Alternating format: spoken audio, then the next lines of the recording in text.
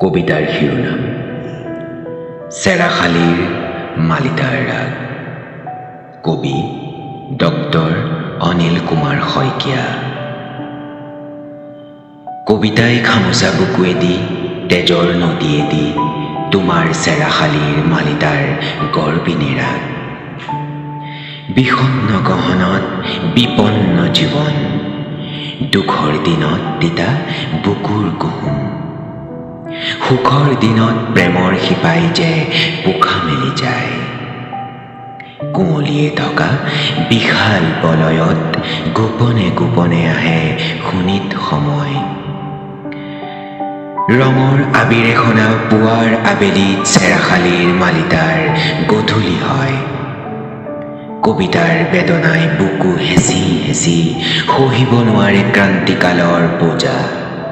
নকবা নকবা আৰু পশ্চিমৰ ঢলনমা আঁউসীৰ কথা। আছে যদি ঘৰত সোমাই নিজাগ্ৰসিনী হৈ, নয়নত ভাহি আহে অনন্ত ৰাগিনী নৈ। সত্যগন্ধাৰ সুগন্ধিত নিশিগন্ধা হয়, কেনেকৈ শুনিবা চেৰাখালীৰ মালিতাত বজা জনতাৰ বিপুল কণ্ঠৰ একাকাশ ঔদ্ধত্যৰ ডংকা। ধন্যবাদ।